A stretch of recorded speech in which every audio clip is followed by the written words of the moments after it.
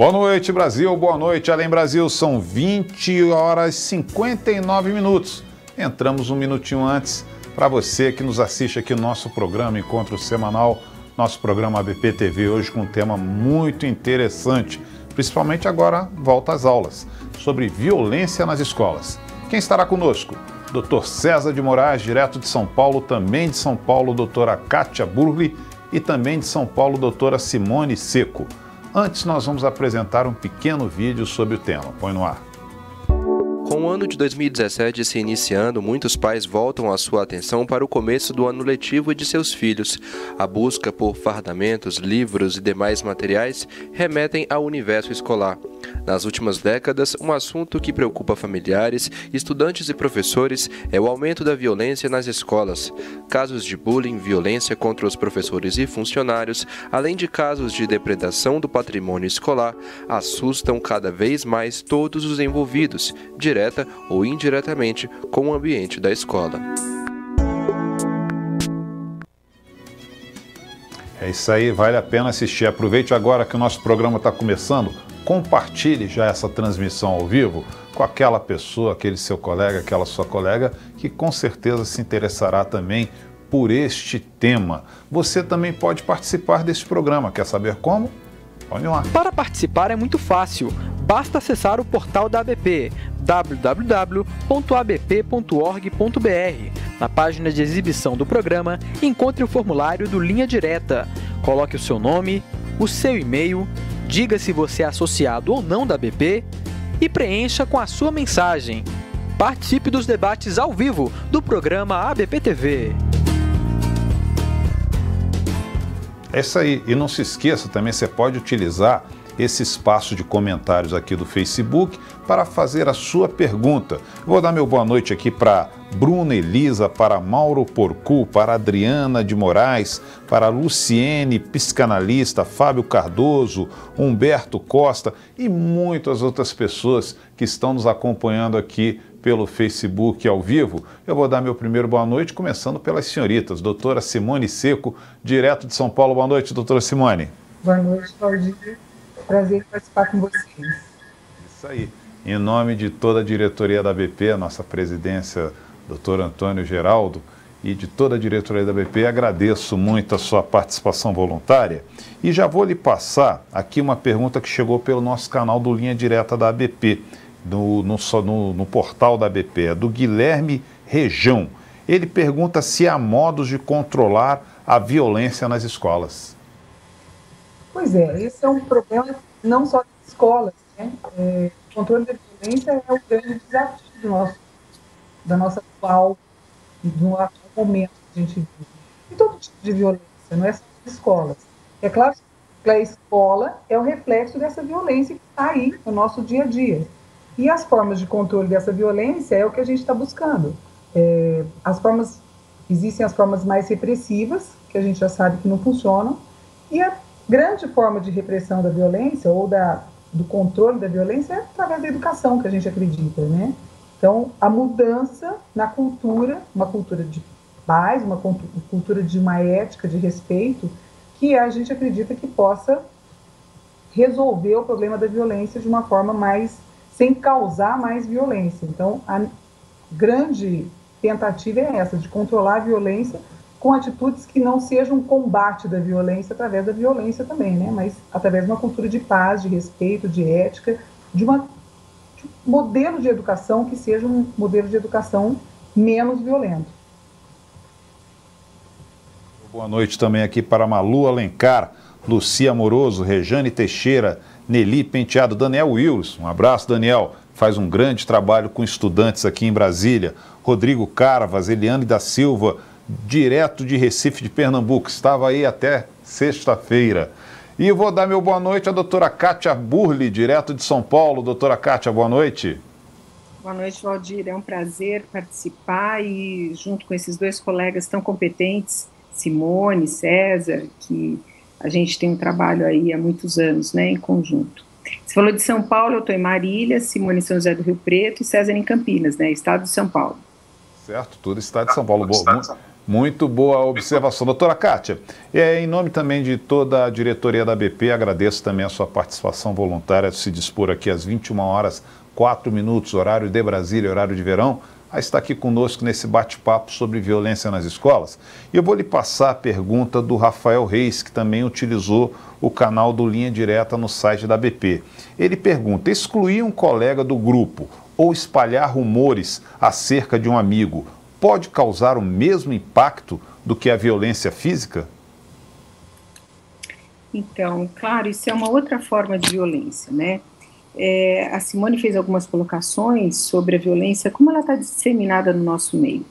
E o Rafael trouxe uma questão interessante, porque a exclusão do grupo, a gente poderia entender como se fosse uma violência, como se fosse uma violência moral, né? Fazendo um paralelo com assédio moral. Que muitas vezes a violência não é só a questão física, da agressão física. A gente sabe que hoje em dia está cada vez pior, né, nas escolas, os professores. Quantos professores têm deixado a sala de aula, estão passando por uma reabilitação em função de violência física. Mas a violência, que é a violência não verbal, como essa, por exemplo, da exclusão de uma criança do grupo, isso faz tão mal quanto a violência física. Dependendo do nível de violência física, às vezes a criançada um dá um tapa no outro, isso não é tão ruim quanto uma exclusão que essa criança poderia estar submetida a uma situação semelhante a um bullying, né? Então, a exclusão do grupo deixa essa criança num nível de sofrimento em geral, né, quando não existem outras doenças, outras patologias, deixa num nível de sofrimento muito grande. Obrigado, doutora Kátia. Doutor César, boa noite. Doutor César de Moraes. Boa noite, Valdir. Tudo bem? Prazer em tê-lo de novo no nosso programa. Em nome do doutor Antônio Geraldo, também de toda a equipe da BP, agradeço também a sua participação voluntária, doutor César. E vou lhe colocar para responder a Maria Leme. Ela também fez uma pergunta através do Linha Direta da BP. Ela pergunta se a violência entre colegas é normal quando se está na brincadeira. Eu acho que nenhuma forma de violência é normal, Valdir. A violência, eu acho que conceitualmente tem a ver com a falta de respeito ao direito do outro. E você ter ações que interfiram no direito do outro. E isso não pode ser uma forma de brincadeira. Agora, eu acho que em crianças muito pequenas, que não têm muito claro essa questão, por questões ligadas à impulsividade, alguma questão momentânea, tem um ato violento que evidentemente deve ser absolutamente relevado. Mas a violência, no sentido estrito da palavra, eu não acho que é uma coisa que possa ser considerado como algo normal. Agora, existem algumas formas de brincar que podem ser interpretadas como algo um pouco mais intenso, mas em absoluto preenche esse tipo de conceito como uma privação, um abuso frente ao direito do outro, ou uma ação para que você tenha algo de alguém ou do outro que o outro evidentemente não queira, ou que não deseje, que não aceite aquilo lá. Obrigado, doutor César. Doutora Simone, vamos responder aqui a Suzy Mendonça. Ela pergunta se os impactos psicológicos da violência dependem de quais fatores? Não sei exatamente do que ela está perguntando, né? Mas o impacto da violência tem sempre muitos desdobramentos na vida de todo mundo, né? Em quem está provocando a violência e em quem está vivendo a violência, né? E toda a comunidade que está exposta à violência. Então, o impacto da violência, ele não é só também situacional, ele é transgeracional. A gente vê, por exemplo, muitas famílias que que são vítimas de violência, ou que estão expostas a uma violência social, econômica, enfim, né, qualquer tipo de violência, e como que isso repercute nessas crianças, né, que são frutos dessa família, e como isso vai numa cadeia, né, se manifestando em muitos ambientes. Então, a violência é uma situação que ela é autogeradora de mais violência. E isso é muito complicado, porque é aquela primeira pergunta, como é que a gente controla a violência? O problema do controle da violência é justamente esse, porque um ato violento, ele se distribui de uma forma muito geométrica, né, em torno de si, e isso traz consequências muito graves para todo mundo. particularmente para as crianças que estão expostas a essa situação de violência. Então, o impacto da violência é, sem dúvida, em todo o desenvolvimento da criança e no aprendizado também dos modelos de reação violenta. Então, isso é uma coisa que a gente aprende com modelos. E se a gente está exposto a um modelo violento de aprendizado, de qualquer situação, a gente vai replicar isso, sem dúvida, em todas as situações da vida da gente. Obrigado, doutora Simone. Meu boa noite, aqui é o Hélio Rolim, direto de São Paulo. Obrigado pela audiência, Hélio. Maria Cândida, Michele Costa, Nelly Penteado, essa audiência que muito nos honra. Doutora Kátia, vamos responder aqui ao Wellington Xavier, que ele também enviou uma mensagem através do nosso site. Ele pergunta: se a vítima de violência escolar estiver mais isolada e decidir não contar a ninguém o que está acontecendo, o impacto negativo pode ser mais intenso? Exatamente. O Wellington fez uma pergunta que, claro, qualquer tipo de violência. E olha que interessante, a gente está pensando em violência, falamos aí da questão do assédio moral, da violência física, da origem, os fatores que vão desencadear, mas a gente tem que lembrar também da questão do assédio sexual, e que muitas vezes essa violência, ela fica num nível não verbal, né? A criança, ela não consegue falar sobre isso, é assediada, às vezes por outras crianças já maiores, adolescentes, às vezes por adultos, não necessariamente apenas na escola, como foi a questão, mas o assédio sexual, essa forma de violência, né, que é uma forma de violência assim, brutal, ele certamente acontece, e numa parte grande das vezes isso não é contado, não é verbalizado, as crianças não colocam isso, não têm a coragem de falar. E às vezes a gente percebe que, por exemplo, aquela criança que foi submetida a uma violência, ela não está conseguindo expressar, ela expressa isso, por exemplo, na escola, com uma queda no rendimento escolar. Esse é um dos fatores que a gente consegue perceber com bastante frequência. Um professor mais atento, uma professora mais atenta, talvez conseguisse conversar com a criança, tentando investigar. Isso seria uma forma de acesso para a gente poder saber o que está acontecendo com essa criança.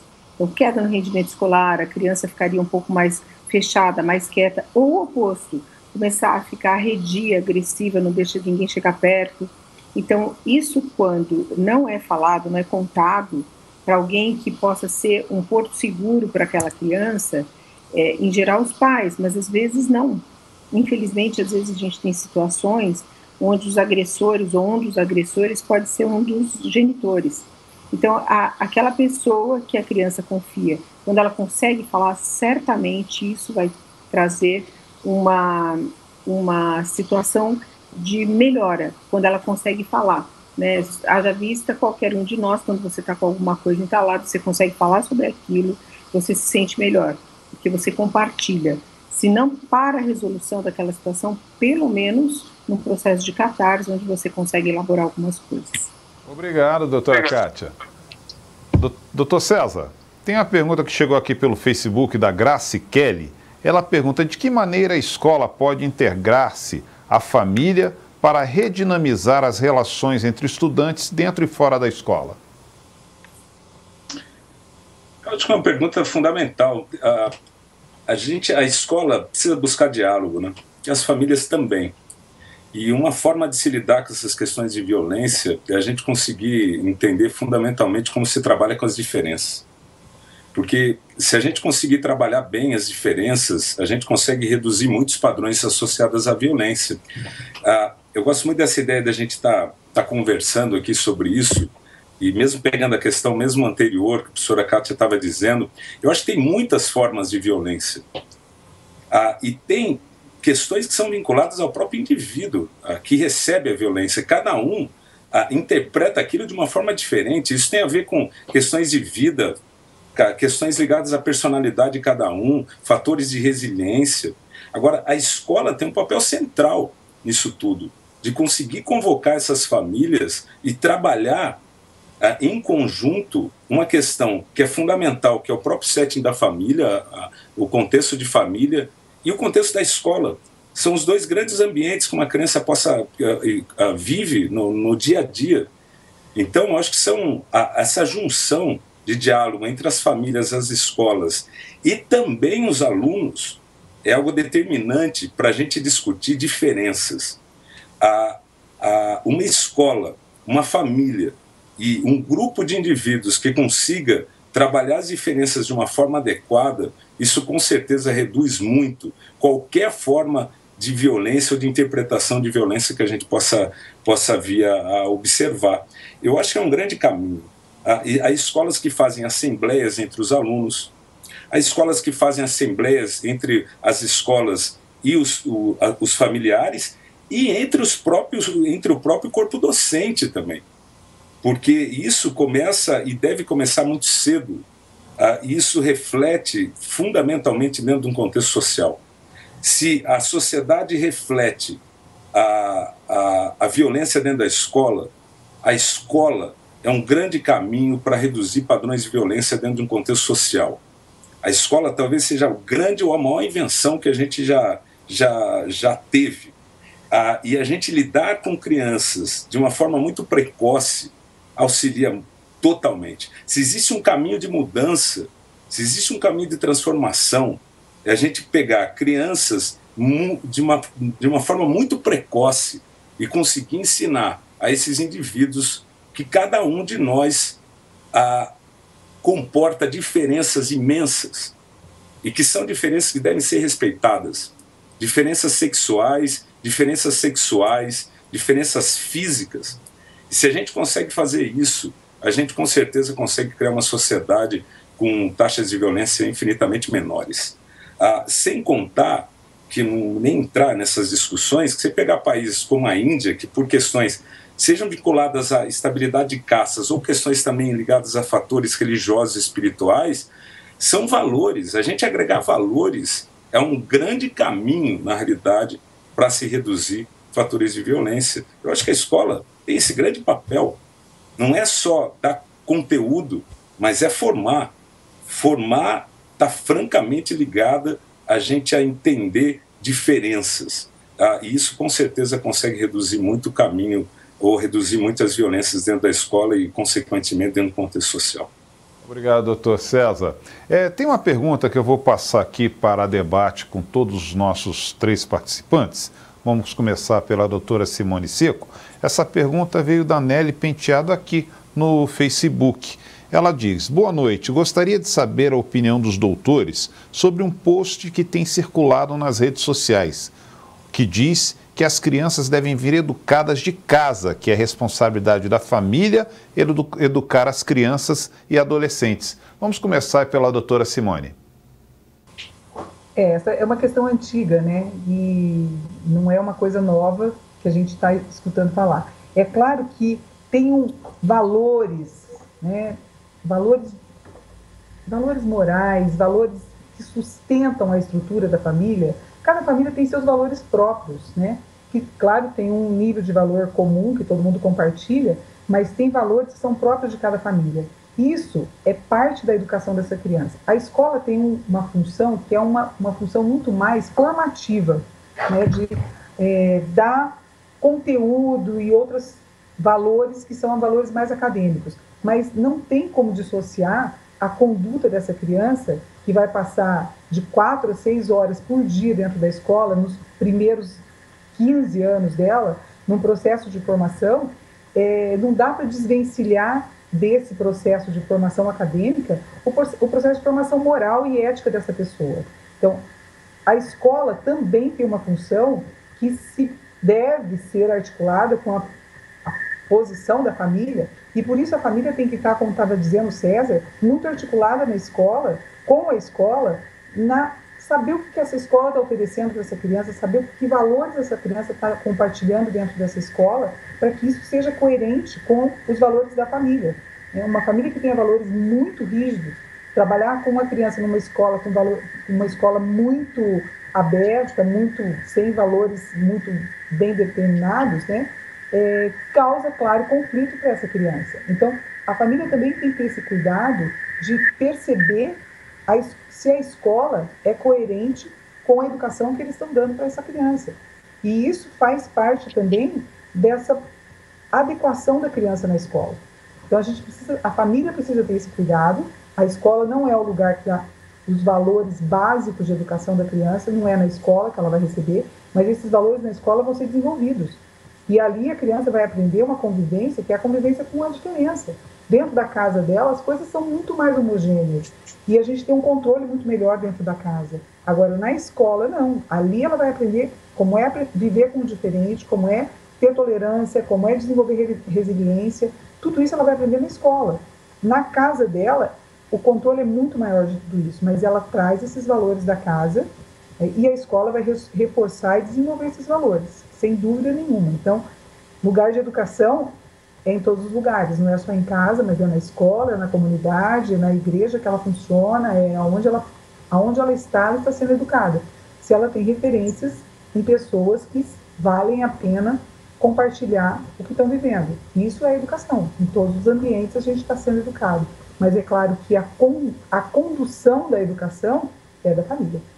Doutora Kátia, seu comentário sobre a pergunta, a colocação da Nelly Penteado. Eu queria fazer, acho que a Simone colocou uma questão que eu estava pensando enquanto o César estava falando, que eu acho que a gente não pode delegar, eu acho que talvez aí venha a questão, né, que a Nelly fez, a gente não pode delegar a educação para a escola. E o que a gente vê muitas vezes é a ideia de que, bom, eu coloco numa boa escola, vai ficar período integral, então pronto, está tudo resolvido. E existem alguns trabalhos, e até publicamente tem alguns vídeos mostrando a imitação das crianças pelos adultos, né, pelos pais. Tem um vídeo até bem conhecido, assim, mostrando o comportamento de um adulto e uma criança atrás. Então eu acho que delegar para a escola não dá. E o que eu acho que tem acontecido com uma frequência infelizmente alta é que a desestruturação da sociedade, até como foi perguntado por alguém, a questão dos fatores, essa desestruturação que a gente vê nesse momento, ela está trazendo repercussões muito ruins. Então, as famílias desestruturadas, elas não estão dando conta sequer dos pais terem uma reflexão para isso que a doutora Simone falou, dos valores morais, enfim, de ética, e isso está trazendo uma repercussão ruim para a educação das crianças. Então, delegar para a escola, isso não dá certo, né? Porque ela só passa algumas horas durante 5 dias da semana na escola. E é um modelo, como acho que a Simone falou anteriormente, que faz com que a criança tenha determinada conduta. Então, se dentro da minha casa a criança está ali naquele ambiente e eu estou falando mal de uma criança portadora de síndrome de Down ou do outro que é negro, ou coisas do tipo, a criança vai aprender isso. Então, como que ela vai fazer diferente? Ela vive isso dentro de casa. Se ela vê os pais tratando de uma forma indigna um funcionário, seja de onde for, num restaurante, dentro de casa, doutora Kátia, ela vai repetir doutora Kátia, e vai repetir com os pares na escola. Doutora Kátia, nós estamos tendo um probleminha de áudio com a doutora Kátia. Eu vou passar para os comentários do doutor César e depois retornaremos à doutora Kátia para a continuidade do nosso programa. Doutor César, seu comentário aí sobre essa questão que a Nelly Penteado colocou. Eu tenho um comentário muito rápido, muito simples. Eu acho que educar é um papel e talvez seja a maior responsabilidade de todos. Educar, claro que dependendo do momento do desenvolvimento, uns têm maior ou menor influência, mas é talvez a maior das responsabilidades sociais que nós tenhamos. Educar passa pela família, educar passa pela escola e educar passa por exemplos que nós adultos, de acordo com cada posição social que a gente ocupe, mostramos. Porque a gente, em determinados contextos, ou determinados ambientes, ou em determinados países, a gente se critica tanto o nosso país, se porta de uma forma e quando volta se porta de outra. Nós, a educação da infância, das crianças, é de responsabilidade de todos nós. O que não se pode é delegar. para um e para o outro. Isso que a professora Kátia está colocando é muito relevante. As duas professoras colocaram coisas muito importantes. A professora Simone diz assim, é de todos, é de todos. A professora Kátia diz, não se pode delegar, não se pode delegar. A escola, a família e a sociedade como um todo tem um papel fundamental no processo educacional.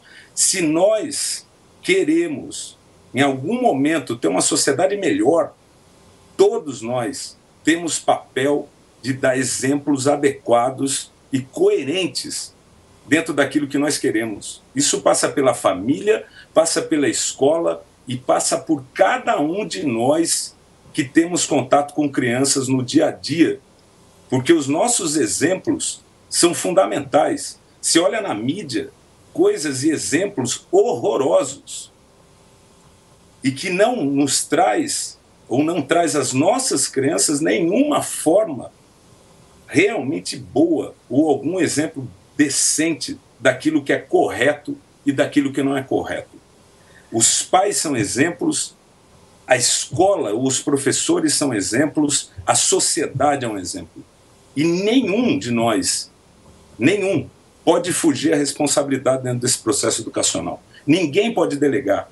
Se a gente quer melhorar, a gente deve cuidar de uma forma muito precoce dessas crianças. E cada um de nós dá exemplos que sejam realmente adequados. Nós assim vamos criar uma sociedade infinitamente melhor e adultos que vão replicar isso. As coisas são passadas de geração para geração.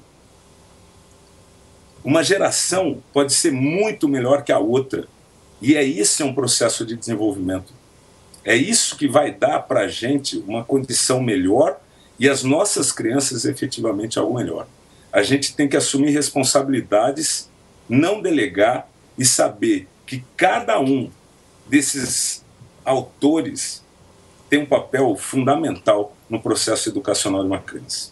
Muito obrigado, doutor César. Doutora Simone, vamos ver agora, chegou uma pergunta aqui que abrange muito outra ponta, né, desse triângulo. Como a violência escolar... Deixa eu fazer só uma observação. Claro, fica à vontade. A respeito da questão anterior.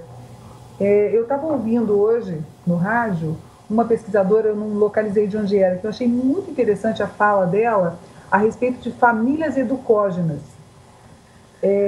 E ela falava do perfil das famílias que tem, a respeito daquelas pesquisas, né, de rendimento de alunos, qual o perfil do aluno e o perfil da família, como que isso se cruza e como que isso repercute na escola. Era muito interessante porque ela dizia do perfil das famílias que, por exemplo, hoje quando você vai fazer uma prova do Enem ou qualquer prova pública, você tem que responder um questionário de condição social, né? Quantas geladeiras tem na sua casa, e isso fica parecendo que é só uma questão de saber qual a sua condição social, mas ela estava explicando que justamente não é isso.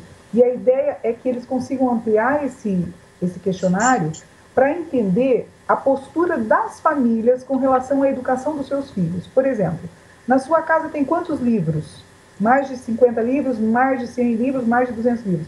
E ela dizendo do impacto, em outros países onde já foi feita essa pesquisa, da quantidade, por exemplo, não da quantidade, né, mas da postura da família com relação de quanto a família valoriza a educação, valoriza a escola, valoriza a postura dos professores de serem, por exemplo, firmes com as crianças, de cobrarem, de terem regras, de cumprir horários, como a família valoriza isso e como isso repercute na educação da criança, na educação formal e na educação ética e moral da criança.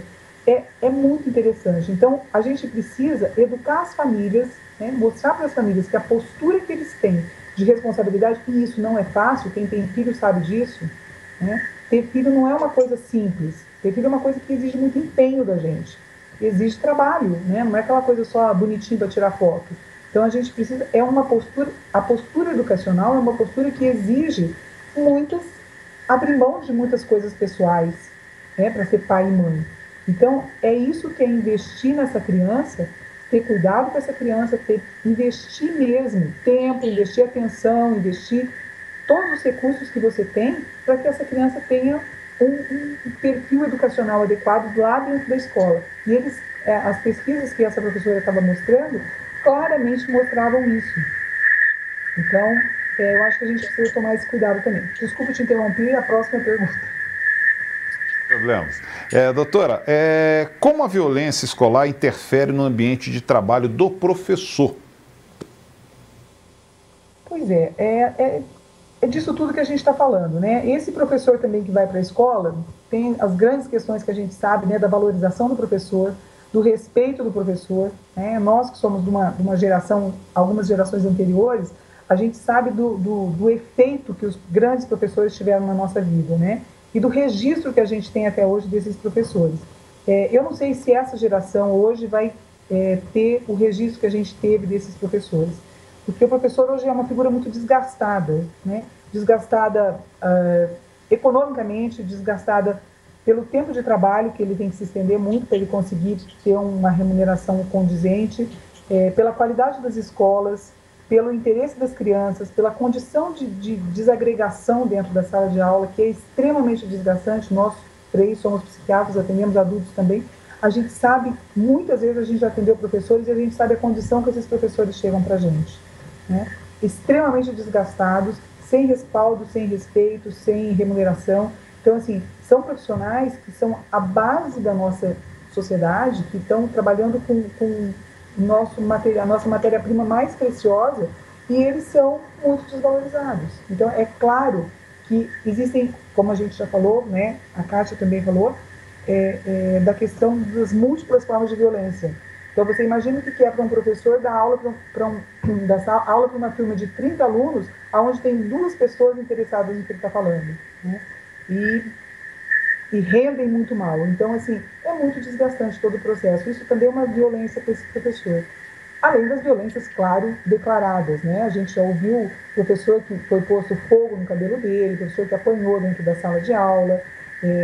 Enfim, a violência atinge a todos, né? Não só quem está dentro da sala de aula, mas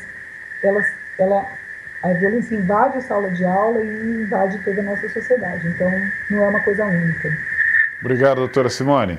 Doutora Kátia, e quais os prejuízos que um ambiente escolar violento pode trazer para o indivíduo?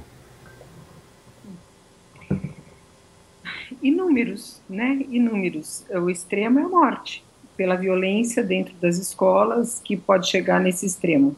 Mas isso é um prejuízo que é inominável, porque você tem ali, nesse nível, a ausência de saúde mental. E sem saúde mental, o ser humano, ele não faz nada. Então, a violência que a gente presencia no dia a dia nas escolas, e não só nas escolas, porque o tempo inteiro aqui nós estamos falando de escolas, desde a pré-escola até o ensino médio. Mas se a gente pensar nas faculdades também, eu não quero abrir porque isso é um outro tema, que a gente inclusive tem uma câmara só sobre violência nas escolas médicas, tá? A gente tem uma câmara interdisciplinar no Conselho Regional de Medicina do Estado de São Paulo, que fala sobre isso. Mas se você pensar naquilo que está sendo criado, construído, com essa violência galopante que a gente vê nas escolas, é isso, é a falta de saúde mental. Com isso você não consegue ter profissionais no mercado de trabalho para fazer serviços que são mais simples, de menor elaboração, mas que necessitam de um recurso psíquico que a gente chama de simbolização.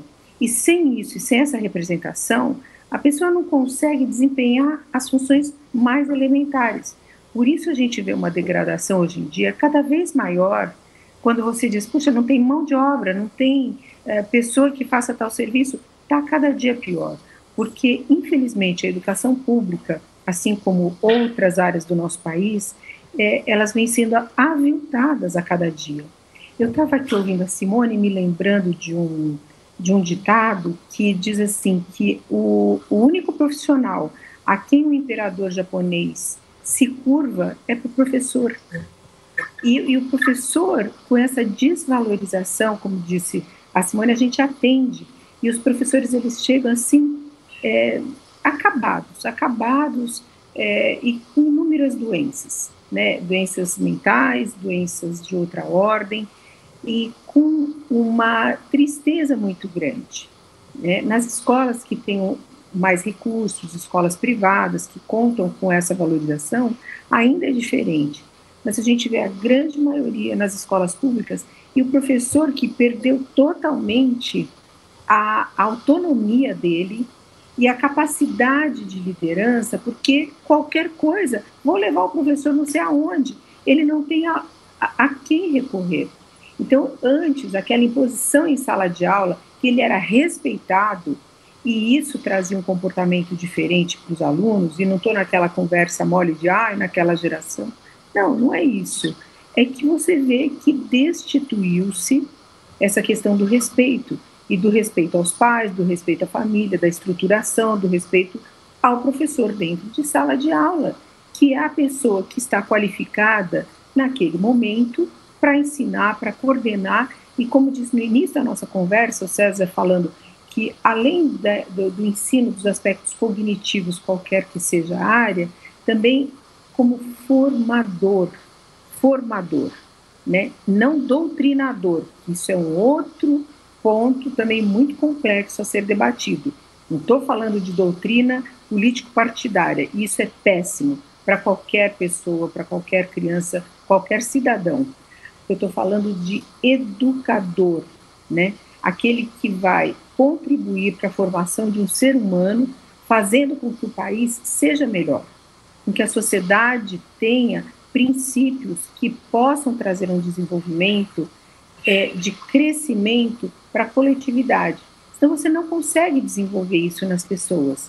Você vê situações simples, né, desde os princípios mais básicos que não se tem dentro das escolas. E é uma pena, não por falta de vontade dos docentes que estão lá, mas porque tem uma degradação enorme com esses profissionais que deveriam estar, assim, sabe, sendo elogiados, admirados todos os dias, porque se hoje nós estamos aqui, temos uma formação médica, foi graças aos nossos professores lá de trás, que nós tivemos no antigo primário, ginásio, colegial, graças a esses professores que nos ajudaram a desenvolver essas competências para que a gente pudesse estar aqui hoje. Obrigado, doutora Kátia. Doutor César, chegou uma pergunta aqui, que eu vou direcionar ao senhor. Em casos de bullying, como identificar que a criança ou o adolescente é uma vítima? Tem várias formas. É interessante saber que 80% dos indivíduos que sofrem bullying não contam para a família. Mas ela demonstra algumas questões, né? Isolamento social, fenômenos emocionais como tristeza, queda de rendimento escolar, alterações de padrão de sono, alterações dentro do próprio convívio familiar, aumento de irritabilidade, alterações no padrão de humor. Eu acho que são vários itens aí que vão aparecendo que podem me sugerir. Mas, apesar disso, muitas crianças sofrem bullying por muito tempo, em particular se não for algo que é como uma ação, e sim por exclusão, que talvez seja uma forma extremamente, também uma forma muito cruel de bullying, e muitas vezes ela sofre por muito tempo. E às vezes há um ato pontual, um sofrimento muito profundo que é percebido por alguém, que ela, naquele momento, ela consiga dizer alguma coisa.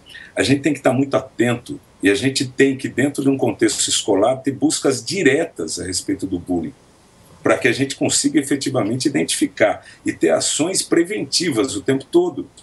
A gente não pode esperar uma criança estar em sofrimento para que a gente possa efetivamente cuidar. É claro que a gente tem que cuidar, mas se a gente conseguir medidas preventivas é fundamental, porque existem 3 personagens que são muito importantes. Tem a vítima e tem o agressor, mas tem os observadores. Tem uma infinidade de indivíduos que sabem o que estão acontecendo, que veem o que está acontecendo e não tomam partido por medo, por questões de amizade, seja pelo motivo que for. Mas a gente tem que trabalhar todos, porque, de forma geral, o indivíduo que sofre bullying tem algumas características de inibição que favorecem ele ser a vítima naquele momento do bullying. E se todos esses observadores tomassem ou tivessem alguma ação, isso com certeza também ajudaria. Eu acho que intervir, ou você ter a percepção de que a criança está sofrendo bullying, é o momento final e é o pior momento possível para você fazer a intervenção. Porque, de forma geral, a criança já passou por muito tempo de sofrimento. A gente tem que prevenir, a gente tem que discutir isso e tem que estimular, principalmente aos observadores, a delatar, a dizer aquilo que está acontecendo para que a gente efetivamente possa coibir. Doutor César. Doutora Simone, são 21 horas e 39 minutos, horário de verão, horário de Brasília. Nós estamos chegando ao final do nosso programa. Suas considerações finais sobre a participação nessa edição de hoje do programa BBTV com esse tema Violência nas Escolas. Claudir, muito obrigada pelo convite da BP, né? Agradeço a você em nome da BP e espero que nós, né, que somos profissionais de saúde, que estamos envolvidos com a questão da saúde mental, tenhamos uma postura, né, e isso a gente vem tentando fazer aqui no nosso município, que é uma postura, como o César estava dizendo, de ser preventivo. Né? E aonde que a gente pode ser preventivo? Nos níveis básicos de atenção, que é a escola e na atenção primária à saúde. Então, a gente tem que buscar acudir às questões de saúde mental, às questões de violência, essas questões todas que são tão difíceis, né, que exigem uma mobilização social tão intensa em todos os níveis, né, para que haja um controle. Se a gente conseguisse, e é o que a gente tem buscado, pegar a coisa no começo, né, cuidar de aonde ela está nascendo, que é onde? É lá na escola, é lá na atenção básica, nas unidades básicas de saúde, atividades na unidade básica de saúde, para a gente trabalhar a relação, o vínculo dessa mãe com esse bebê, o cuidado com essa criança, a atenção a essa criança, lá na saúde, quando não tem nada de doenças de saúde, não tem nenhum problema de transtorno mental ainda, né? Não esperar isso chegar na gente como uma tentativa de suicídio de uma criança que está sofrendo bullying,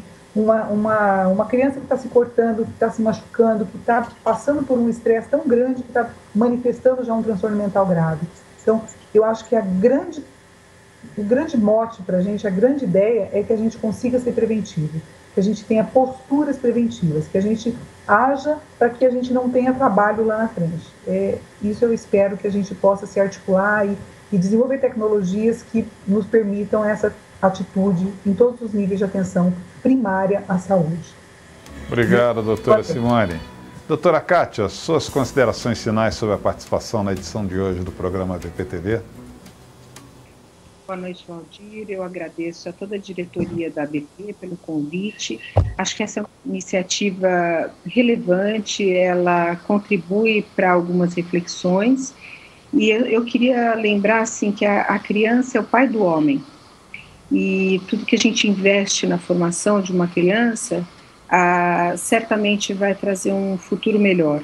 E é muito difícil a gente parar, tentar fazer uma intervenção nessa violência que a gente vê todos os dias, em todos os níveis de violência. Mas eu ainda acredito que a Simone falou bastante da prevenção, da questão na rede básica de atendimento, nas escolas.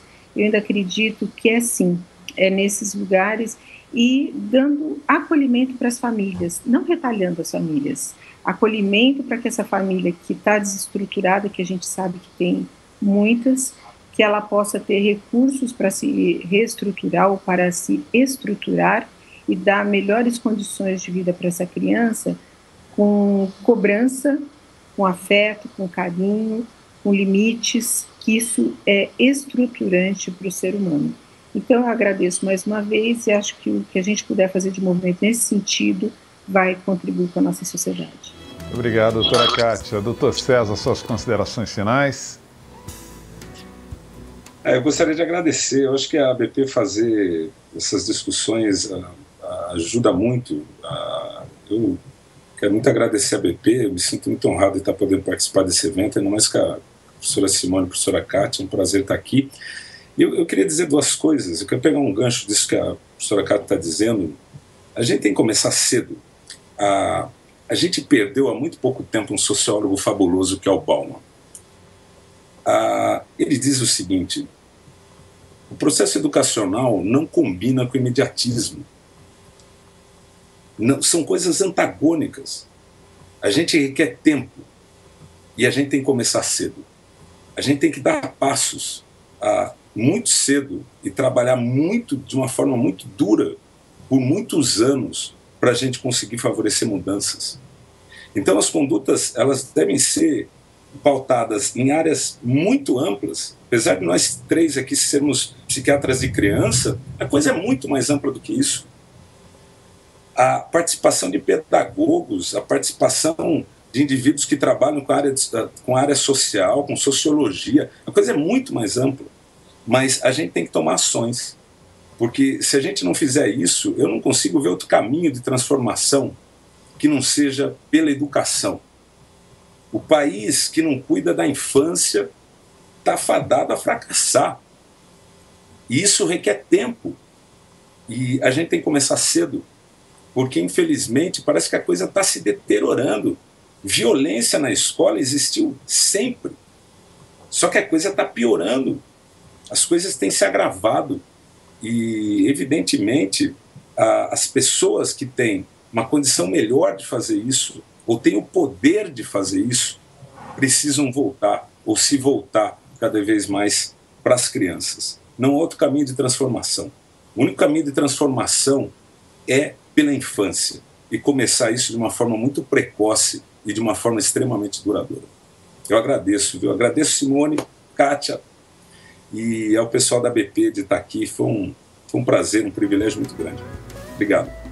Ok, muito obrigado. Em nome do nosso presidente, doutor Antônio Geraldo, de toda a equipe da BP, agradeço muito a participação voluntária do Dr. César de Moraes, doutora Kátia Burli, doutora Simone Seco. Agradeço muito aí a equipe de comunicação da BP que faz com que esse programa chegue ao vivo até todos vocês, todas as segundas-feiras, 21 horas. Mas agradeço principalmente a você que participou, que enviou o seu comentário, que está aqui assistindo conosco, que compartilhou esse live, né? Lembrando que nós temos um próximo encontro marcado na segunda-feira que vem, às 21 horas, ao vivo, aqui no seu programa BBTV. Tenham todos uma semana muito vitoriosa. Até a próxima.